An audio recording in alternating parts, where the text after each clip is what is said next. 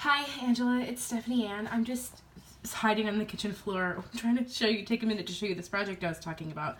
So I have these 3 fabric books that were made for me by my great grandma, and they've got this cool thing on the back, you know, who she made it for, and Sewn with Love by Great Grandma Vivian.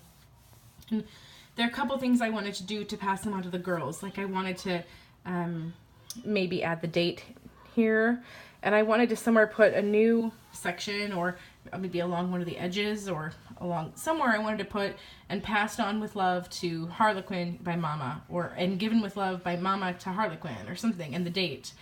So and I have 3 girls, so I wanted to give one of these books to each of them. But the trickiness is I can't just sew directly on this because the pages they're doubled, and the thread would go through and show up on the other page, first of all. So I thought, okay, I've just got to take it apart, like break these stitches, but then they'll be inside out, and I don't know, and then I could undo the whole stitch along the base here and pull the whole book apart. I'm just really scared I'm gonna mess it up, and yeah. So another friend said I should just sew onto a little patch by myself what I want to say, and then like fabric glue the patch. And that struck me as kind of unclassy, but at least it would be a workaround that wouldn't ruin the rest of the book. So I've got 1, 2, 3 of these fabric books where on each of them I wanted to somehow put, you know, who it's being given to from Mama, and maybe the year that Grandma did it and the year I'm doing it, so that they can keep passing it on.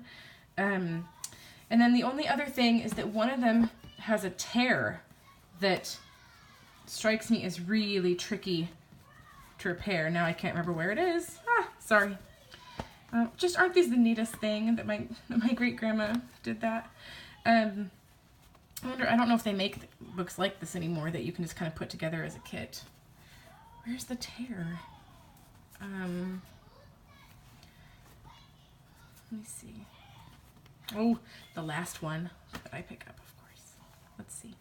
This is my favorite one.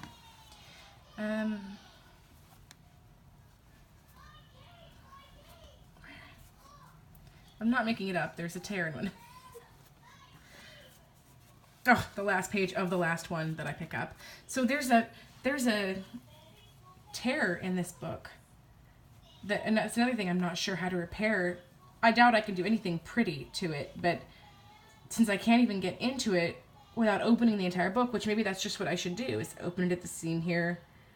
But even then I'm not quite sure how that works, because you have to have it inside out to be able to get into the inside of it. Anywho, I don't know if I should, again, use fabric glue or just some kind of patch to keep it from getting any worse, even though I know it can't actually be repaired, but, you know, keep it from fraying, because it's starting to fray more and more right there. Anywho, I wondered if you have advice, if you think it is smart to just take them apart, if you think it's smarter to do a patch with fabric glue, if you think, if you know of a company that does it. I'd like to do part of it myself, because that's the loving handmade part of it, but I also just know zilch about sewing or embroidering or anything. I could do Mama. I don't know. I could also write on it with fabric pen, but again, that struck me as kind of a cheap way to pass on an heirloom, and if the fabric pen leaks or does something weird, you know, makes a blurry mark, I think it's stuck there forever, right? Because you can't wash it out.